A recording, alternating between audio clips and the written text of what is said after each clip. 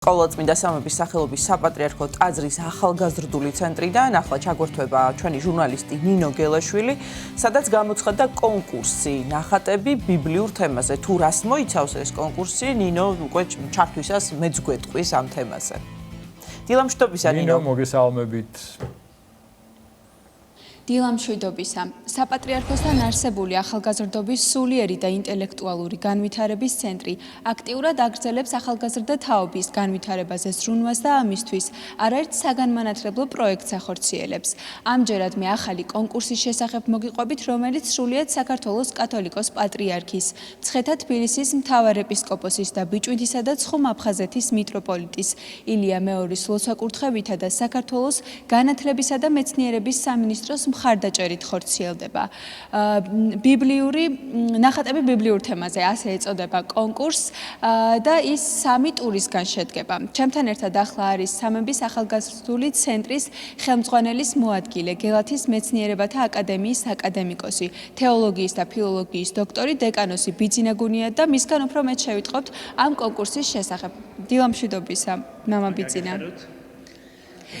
უპირველესად მინდა კითხოთ ზოგადად ახალგაზრდული ცენტრის მნიშვნელობაზე, როგორც აღნიშნე, ძალიან დიდ როლს ასრულებს ახალგაზრდების სულიერ და ინტელექტუალურ განვითარებაში და მოკლედ რომ გითხრათ, რა როლი აქვს ახალგაზრდულ ცენტრს?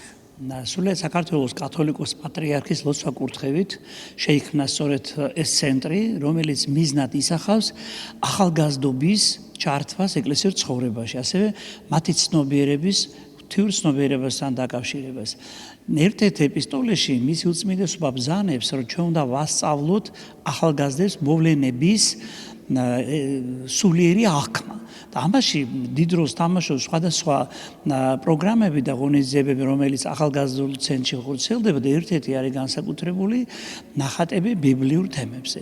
როდესაც ბავშვები ასაკობრივი პერიოდები 6-დან 18 წლამდე და სამქვეჯგუფად იყოფიან, იქ ნოის კიდობანთან დაკავშირებულ, ჯვარცმასთან დაკავშირებულ, ამაღლებასთან, ფერისვალებასთან და სხვა ბიბლიურ თემებთან დაკავშირებულ ნახატებს ასრულებენ, ისინი ცნობიერად ჩართულნი არიან აი საეკლესიო მსახურებაში, საეკლესიო ცნობიერების ველში და მათ უადვილდებათ მოვლენების სულიერი აღქმა. რისი მთავარი მიზანი სწორედ ეს გახლავთ და მათ მიერ დახატული ნახატები მათ გონებაში მთელი ცხოვრება აღიბეჭდება. სწორედ ეს გახლავთ ეს ნაბიჯები, პირველი ნაბიჯები, რითაც სკოლის მოსწავლეები, რომლებიც თუნდაც ამ პერიოდისთვის და ამ ეტაპისთვის არ არიან ეკლესიურნი, განეწყობიან ეკლესიური აზროვნების და ეკლესიური ცნობიერების მიმართ. ასე რომ შედეგი ძალიან კარგია. თან აქ არის მნიშვნელოვანი, რომ ეს მასიური გახლავთ და ყველა შეუძლია მონაწილეობა მიიღოს და აღმოჩნდება, რომ ადამიანებში, ბავშვებში არის დავანებული ძალიან დიდი ნიჭი და ხანდახან ჩვენ ხვდებით უსაზღვრო ძალიან მნიშვნელოვან ნახატებს და რითაც მათაც უსწრებათ სურვილი, რომ ამ მიმართულებით გააგრძელონ მოღვაწეობა. ყველაზე ასევე გაცნობებთ, რომ 19 თებერვალს 3 საათზე ამ დარბაზში მოხდება გასულ წელს ახალგაზრდების დაჯილდოება, პირველ, მეორე, მესამე ადგილზე გასულების და მათ გადაეცემათ საპატიო სიგელები, ასევე და ვაუჩერები გადაეცემათ სპეციალური, რითაც მათ შეეძლებათ სხვადასხვა ნივთების შესყიდვა, რაც მათ ხატვაში, ფერწერაში დაეხმარება და ყველა აქტიურ მონაწილეს ასევე გადაეცემა სიგელი და ამ გადაცემის ცერემონიალს ხელმძღვანელობს ჭყონდიდელი მიტროპოლიტი მეუფე სტეფანი, რომელიც გახლავთ ახალგაზრდული ცენტრის ხელმძღვანელი. მამაო, თქვენ როგორც აღნიშნეთ, შარშანაც ჩატარდა ეს კონკურსი და მინდა კითხოთ, სულ რამდენი წელია იმართება და ახალგაზრდების ჩართულობას როგორ შეაფასებდით?